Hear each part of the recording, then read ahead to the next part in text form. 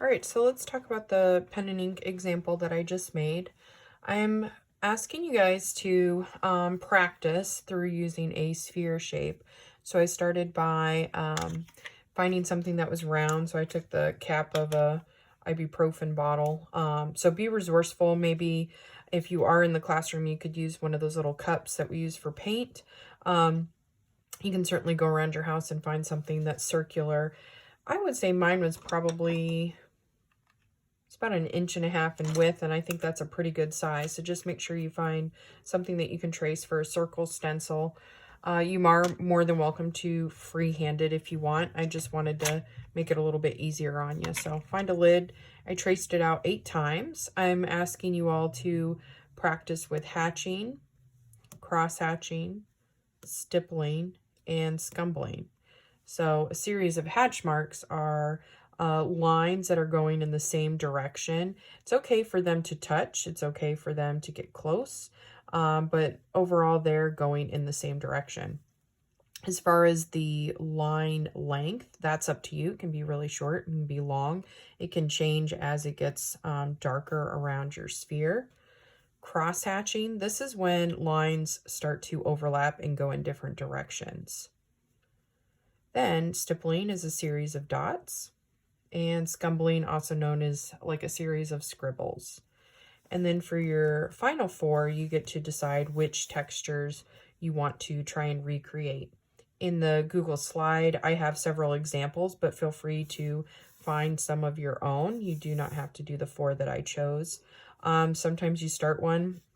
For example, this one didn't turn out the way that I had hoped, but it still reads as a texture. Remember, textures, it's creating the illusion that something has a feel to it versus an actual texture.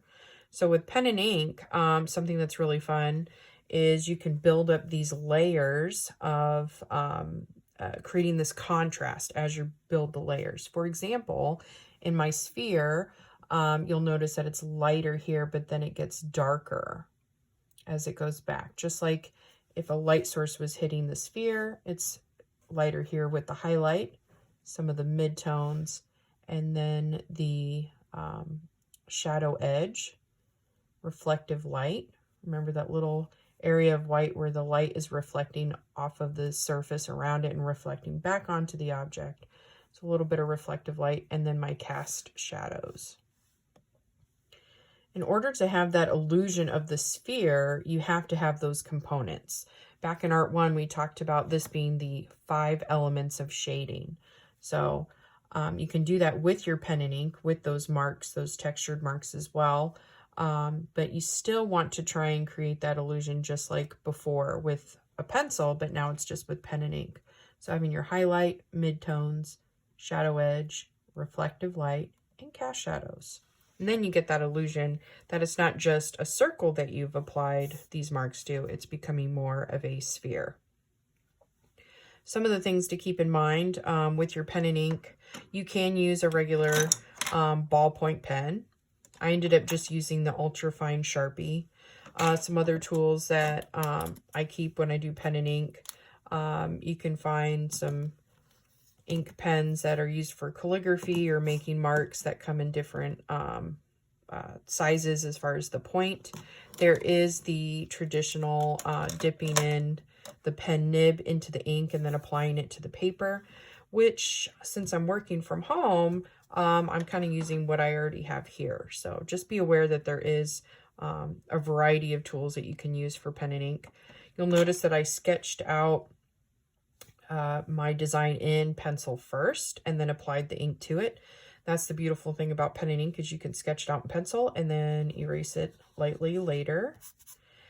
I also, before I applied the value, I created a curved cross contour line around my spheres to remind myself to, instead of putting the value flat across, more of it having it rounded so that my sphere had the illusion that it was rounded and not flat.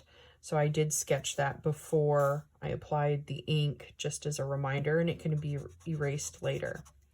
You do not have to have the labels hatching, cross-hatching, stippling, scumbling, but you can if you want to. It's not required. And then you can label your textures if you want to. Otherwise, you can just leave it with all 8 spheres. But if you want to label, go for it.